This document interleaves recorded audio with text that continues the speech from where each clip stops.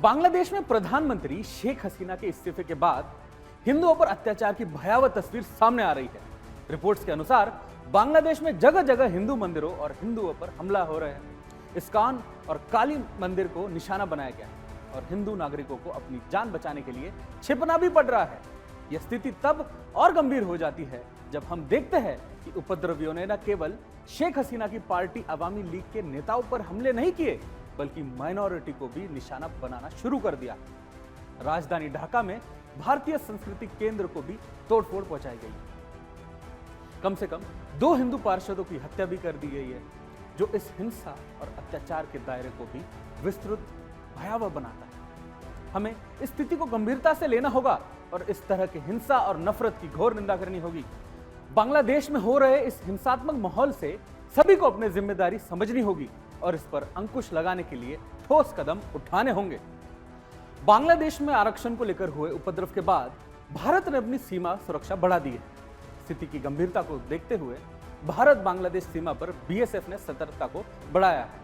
पूर्व प्रधानमंत्री शेख हसीना के इस्तीफे के बाद और ढाका छोड़ने के बाद, जिनका भारत में शरण लेने के बाद चल रही है, भारत ने अपनी सुरक्षा रणनीति को मजबूत किया है।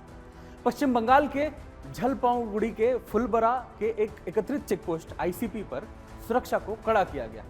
यहां से गुजरने वाले हर गाड़ी की चेकिंग की जा रही है। बीएसएफ के डीजी दलजीत चौधरी और अन्य वरिष्ठ अधिकारियों ने हाल ही में पश्चिम बंगाल के सीमावर्ती क्षेत्रों का दौरा किया, जिसमें उत्तर 24 परगना जिले और सुंदरबन नदी क्षेत्र शामिल है। पेट्रोपोल, जो दक्षिण एशिया का सबसे बड़ा स्थलीय बंदरगाह है, उस पर भी सुरक्षा बढ़ा दी गई है, क्योंकि यह भारत और बांग्लादेश के बीच व्यापार के लिए बेहद महत्वपूर्ण है। भारतीय सीमा पर स्थिति की गंभीरता को देखते हुए बीएसएफ ने कड़ी निगरानी रखते हुए का संकल्प किया।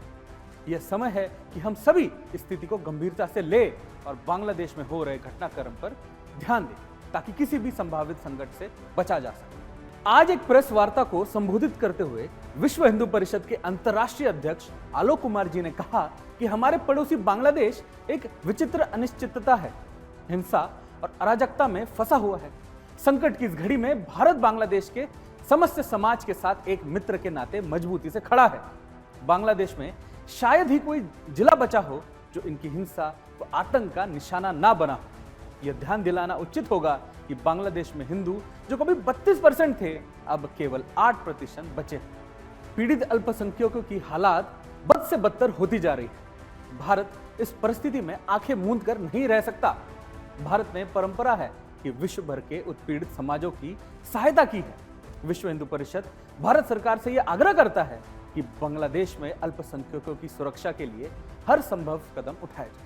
यह संभव है कि इस परिस्थिति का लाभ उठाकर सीमा पर घुसपैठ का एक बड़ा प्रयत्न किया जा सकता है। इससे सतर्क रहना होगा। वीएचपी अध्यक्ष ने कहा कि हमारी कामना है कि बांग्लादेश में जल्दी से जल्दी लोकतंत्र और धर्मनिरपेक्ष सरकार पुनः स्थापित हो, वहां के समाज को मानवाधिकार मिले और बांग्लादेश की निरंतर हो रही आर्थिक प्रगति का कोई बाधा ना आए। भारत का समाज और सरकार इस विषय में निरंतर बांग्लादेश के सहयोग बना रहे। जो एनार्की है और जो लॉलेसनेस है, ये भारत के लिए भी एक बहुत बड़ी चिंता की बात है। इस समय हम बांग्लादेश की जनता के साथ खड़े हों, यह जरूरी है।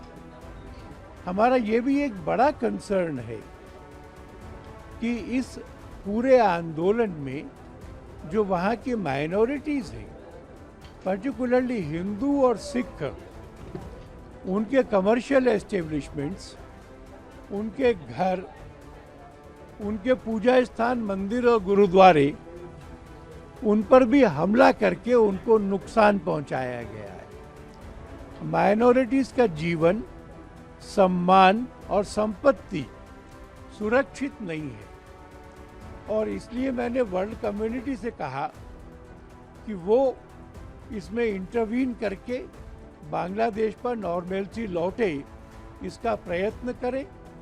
मैंने भारत सरकार से कहा कि हर संभव कदम उठाएं कि वहाँ का हिंदू और बाकी माइनॉरिटी सुरक्षित रहे, और ये भी कहा कि सीमाओं पर दोबारा से इसकी आड़ लेकर के बड़ा अतिक्रमण न हो सके, इसलिए सीमाओं को पक्का सील रखा जाए।